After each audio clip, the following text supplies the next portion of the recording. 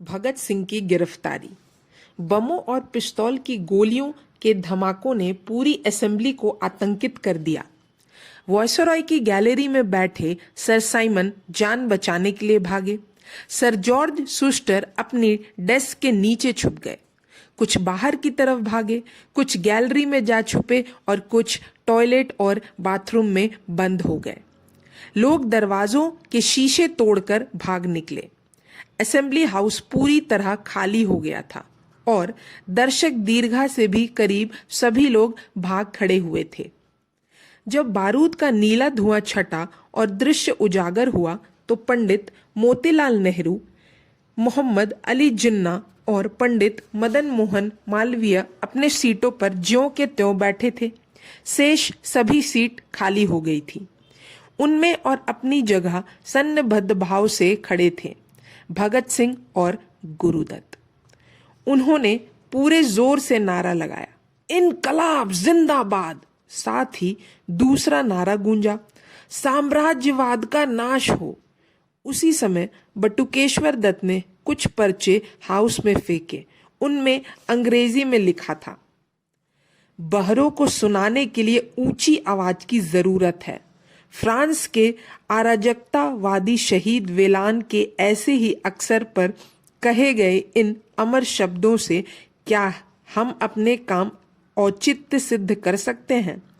शासन सुधारों के नाम पर ब्रिटिश हुकूमत द्वारा पिछले 10 वर्षों में हमारे देश का जो अपमान किया जाता है, उस निंदनीय कहानी को हम दोहराना नहीं चाहते।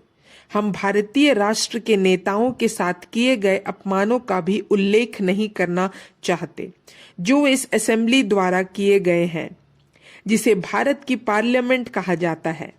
हम यह स्पष्ट कर देना चाहते हैं कि कुछ लोग साइमन कमीशन के द्वारा सुधारों के नाम से जो झूठे टुकड़े मिलने की संभावना है, उसकी आशा लगाए हुए हैं और मिलने वाली ताज़ी हड्डियों के बंटवारे के लिए झगड़ा तक कर रहे हैं।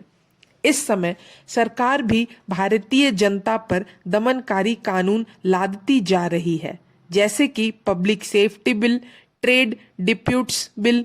इन्हीं के साथ उसने प्रेस डिसीशन बिल को असेंबली के अगले अधिवेशन के लिए सुरक्षित रख दिया है।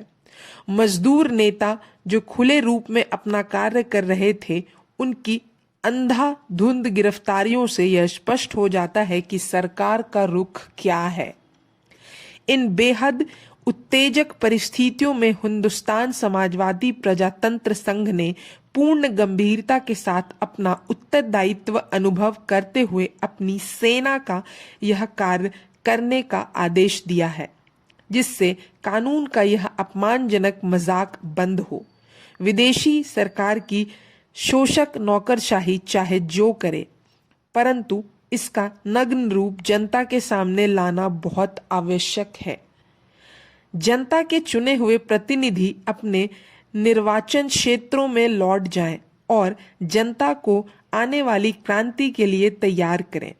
सरकार को यह जान लेना चाहिए कि सेफ्टी बिल और ट्रेड डिस्प्यूट्स बिल और लाला जी की नृशंस हत्या का असहाय दुख भारतीय जनता की ओर से विरोध करते हुए हम उस पाठ पर जोर देना चाहते हैं, जिसे बहुत बार इतिहास ने दोहराया है कि व्यक्तियों की हत्या पर डालना आसान है, लेकिन तुम विचारों की हत्या नहीं कर सकते।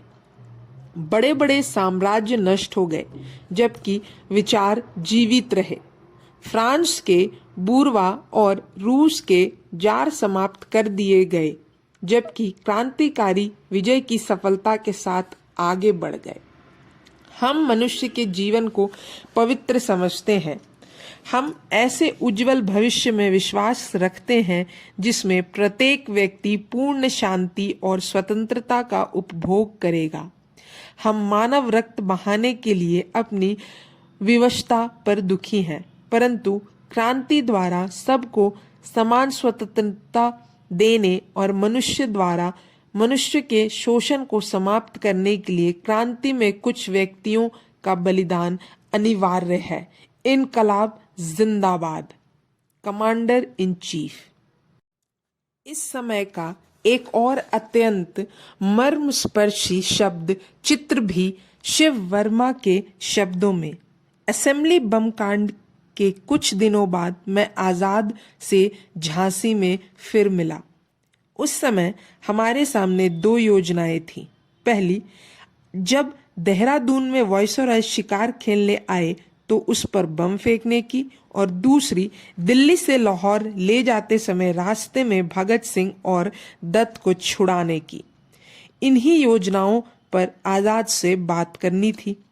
इस समय हमारा केंद्र हेडक्वार्टर सहारनपुर में था और वहां से इन दोनों योजनाओं का संचालन आसानी से किया जा सकता था।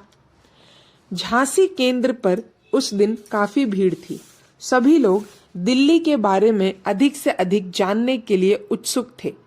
खासकर दत्त और भगत सिंह के बारे में भगत सिंह और दत्त के चित्र देखकर सभी साथियों की आंखों में आंसू आ गए, लेकिन आज़ाद अपने ऊपर काबू किए बैठे रहे।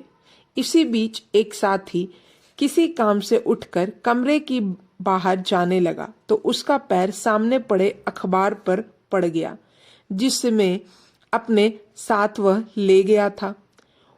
उसमें हमारे दोनों साथियों के चित्र छपे थे। हम लोग बातों में भूले हुए थे, पर आज़ाद ने चित्रों पर पैर पड़ते देख लिया। वे गरज उठे। शीघ्र ही अपने पर काबू पाकर उन्होंने उस साथी का हाथ पकड़कर अपने पास बिठा लिया। उनकी आंखों में आंसू छलछला आए थे। बोले, ये लोग अब देश की संपत्ति है, शहीद हैं, देश इनको पूजेगा। अब इनका दर्जा हम लोगों से बहुत ऊंचा है। इनके चित्रों पर पैर रखना देश की आत्मा को रौंदने के बराबर है। कहते कहते उनका भी गला भर आया।